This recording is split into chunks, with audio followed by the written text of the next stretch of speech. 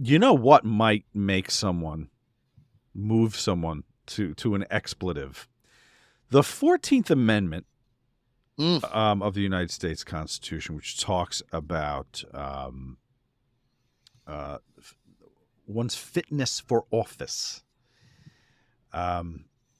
came across this paper that was published this week, actually the 14th, 126 pages. We're not going to read all that, but I'll give you the highlights. I want to credit Michael Stokes Paulson of the University of St. Thomas School of Law, as well as William Baud, University of Chicago Law School, were the two professors responsible for this. Conservative law professors who put forth a 126-page thesis and argument that the 14th Amendment forbids Donald Trump from running for office. What did you think when you first came across this? My buddy Dave Driscoll sent it to me, and I read it, and I'm just like, why isn't this getting like any coverage?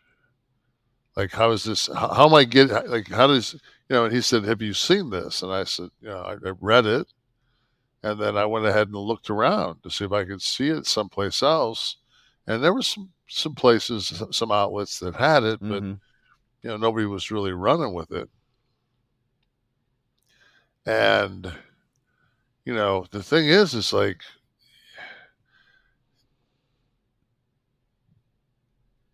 I guess it would have to go to the Supreme. Like somebody, you couldn't just.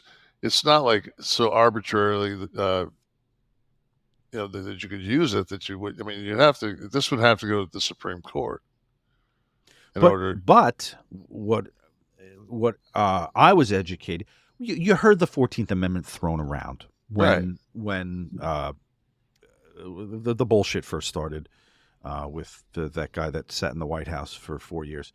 And you don't know operationally how this works. So but these people wrote it out. It's the 14th, but it's the Third Amendment of the 14th. It's the third and fourth section, right? I think section 3 and 4. I have it here. I'm going to quote 14th Amendment, third and fourth section. Right. That's what it is. But what I didn't know was that Congress is not even involved in the decision. I would have assumed that all this bullshit would have to go through fucking Washington and all that, but it's not. And also, well, all right, so what are we talking? We're talking about the clause that says that if a former office holder, the 14th Amendment forbids holding office by a former office holder who participates in any insurrection or rebellion against the country or the Constitution, okay? Now, there's a wide range of interpretation for that, but the thing that was interesting was you do not have to have, and I want to quote exactly here. It says, it includes the rules against bill of attainder or ex post facto laws, the due process clause, and even free speech principles of the First Amendment. Fourth, Section 3 covers a broad range of conduct against the authority of the constitutional order, including many instances of indirect participation or support as aid or comfort.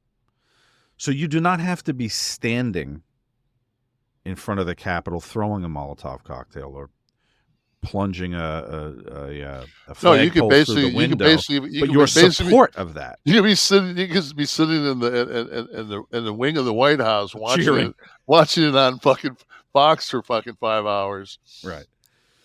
So this was eye-opening to me because it laid out the scope of the 14th Amendment and actually what getting caught up in that, what that dragnet would entail.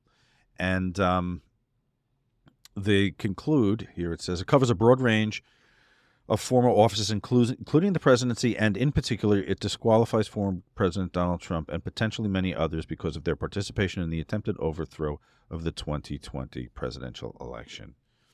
Interesting if this gets any traction. Well, DeSantis, you're up. Grab the bat, kid. Yeah, Jesus. Not that things would be better.